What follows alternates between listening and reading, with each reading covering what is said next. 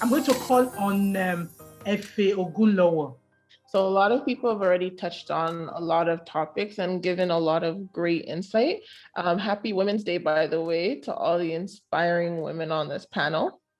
My name is Efe Ogunlowo, and I'm a junior material acquisitions and junior support officer in National Defense of Canada.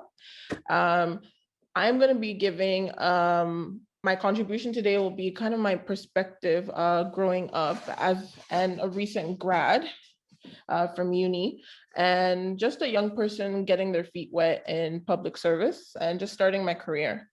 One thing we can all agree on is that there's always been a gender gap in terms of pay, and it's really narrowing over the past few years. What I have observed is that because we've been so educated on it over the past couple of years, at least me growing up and people my age, women, especially young women, are now preparing themselves, and we're aware of this gap.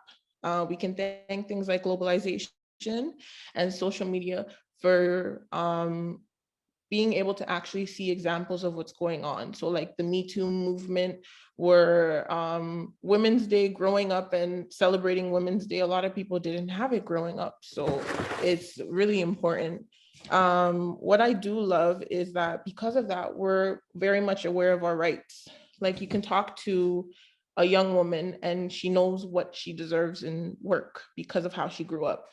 So employers are forcefully, I'll use that word lightly, becoming more diverse and giving opportunities to those who normally wouldn't have gotten it before.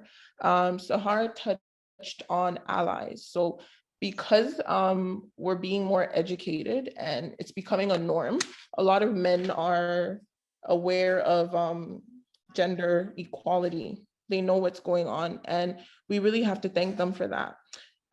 So one thing I will say is I loved growing up and seeing all the advantages of the men that men had, and seeing it on TV, it's being portrayed. And because of that, women are becoming more economic independent and we're being free.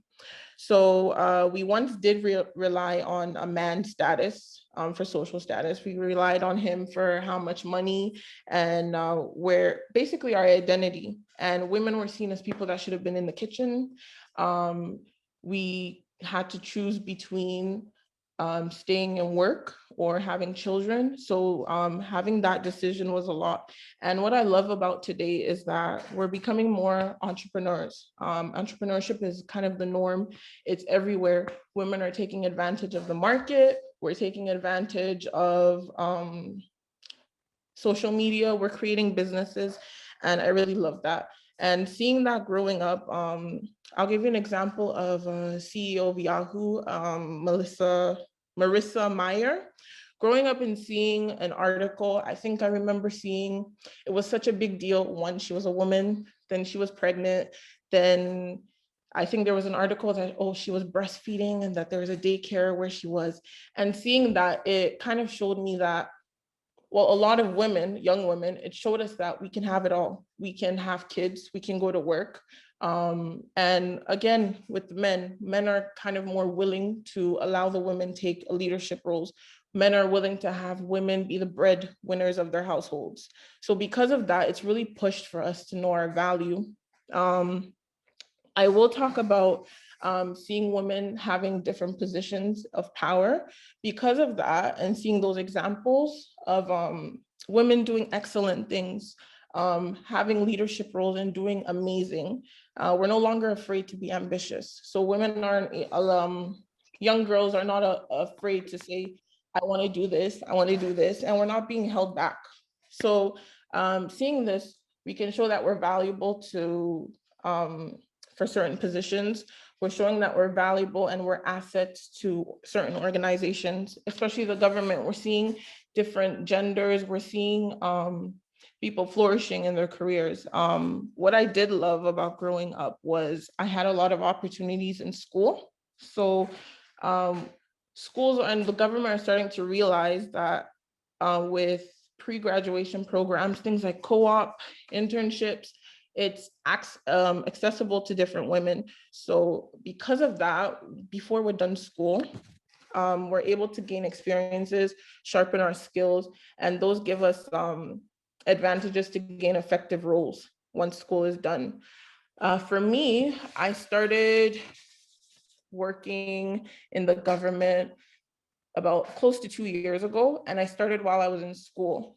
And at first, I never really thought that I would want to work while in school, but meeting different people and speaking and telling them what you want to do, it gave me opportunities to start in the government. Because of that, I've gained allies and women. I've seen a lot of roles that I normally would not have, young girls would never see while in school. We were never taught any of this. So because of that, I'm able to know what my ambitions are, what I'm able to do, and it's really important. I think I've touched on a lot of things. A lot of people, there are a lot of amazing points from different panels. Okay, there were a lot of amazing additions from all the panelists here, and I really found this as a learning opportunity. So thank you for the amazing opportunity. You're welcome. Great stuff, fantastic. We've learned from FA. FA is not only doing public service, she also is also running her own business. She graduated last year. I just wanted to add one thing. So I did talk about women being entrepreneurs. We're able to see the market. So for me, I started a hair company, being able to understand what women want, selling things, being able to get extra income. So that way I'm financially free and stable by the time I reach a certain age. I'm just having that, I'm able to get more opportunities for myself. Home buying, buying a home earlier, starting up other businesses, investments. So all of these are really important. And I feel like growing up with all these inspiring stories and seeing all these amazing examples, it's been great for me, and it's really helped me establish myself in that sense.